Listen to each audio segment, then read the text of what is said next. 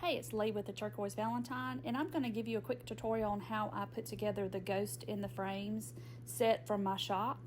So first thing you're going to do is we're going to paint all of our little ghosts, and I just used a mix of this light mocha and some white together just because I didn't want them to be stark white. I just wanted a little bit of off-white, so I kind of mixed the two and painted all of the little ghosts the same. I used a paintbrush for this one, just seemed a little easier than using a makeup sponge, but you can do either one.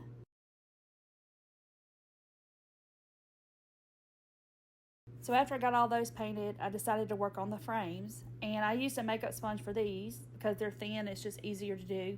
I used black. I wanted all my frames to be black, and I'm going to fix them up in just a little bit. So I did all of the frames black. So Kat from Pickett's Crafts, she designed this file for me. I just told her what I wanted, and we kind of worked together and made this design come to life, and she did a fabulous job designing the file. So now we're going to work on the backgrounds. So there are score lines on these pieces to show you where to put the ghost if you were to paint them, but I decided to take some Mod Podge and scrapbook paper because I wanted the backgrounds to kind of look a little like wallpaper or something. So I just took some scrapbook paper that I had. I wanted each one to be different. So there's a couple of ways you can go about this. I Mod Podged the surface and then put my paper down, and then I sanded all the way around to get the edges real clean from the paper.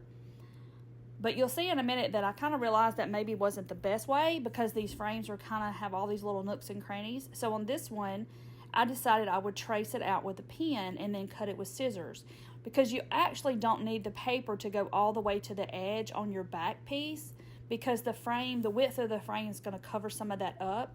So I kind of cut it just so it would fit in the frame and not all the way to the edge of the wood. So I'm putting my Mod Podge on, then putting that there. And then we're going to the next one. And I used all different papers, kind of spooky, dark, Halloween-y look, because I wanted to look old and vintage is what I wanted, the look I was going for. So see here, I'm just cutting on the inside of the actual line that I drew.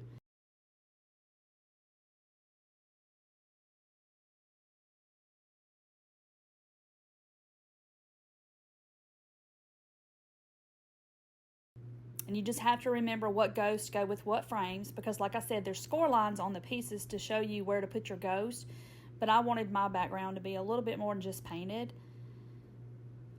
So you have to remember what ghost goes where.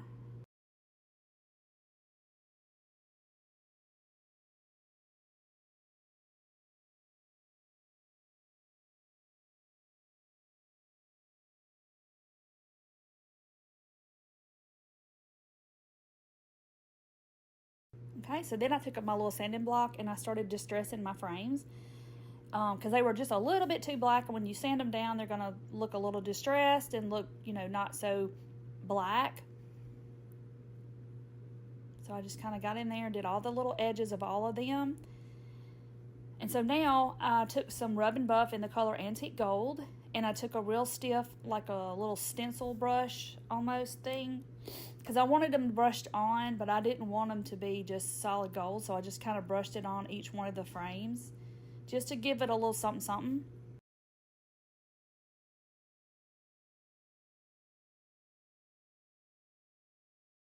And you can paint yours however you want to. You can do them all different colors.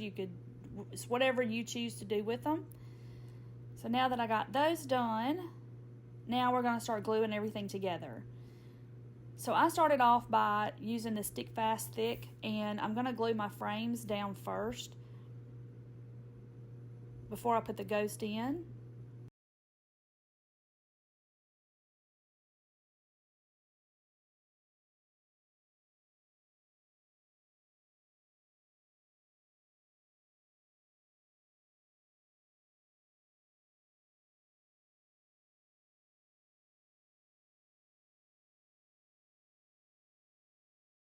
Okay, now I took a black paint marker. You can paint these in with a paintbrush, whatever you want to do. I just did all of my little ghost eyes with this little paint marker. It just makes it very easy.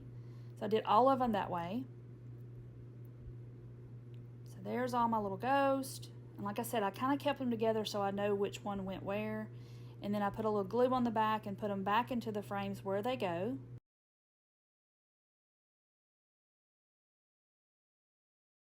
These are just so cute, I just can't help it.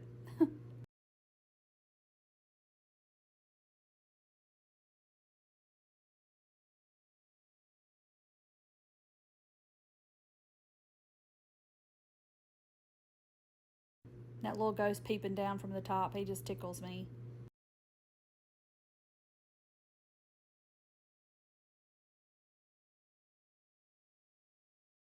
Okay, so here they all are done, and there's a couple of ways you could do with a couple of things you could do with these. I decided that I wanted to put magnets on the back, so here's the next step of me putting magnets on the back, and you can get these magnets from any craft shop or Amazon or anywhere. They're just the flat little rare earth magnets. So I glued 2 on just in case, so it would hold, just in case it needed it. So I put 2 on each one of mine. And here they are. They're so cute. Perfect size for your refrigerator or wherever you want to put them. And here's a picture of them on my refrigerator. They just look adorable. A little perfect little pop of Halloween for your refrigerator. And then you can also put them on a tiered tray. Thanks for watching, guys.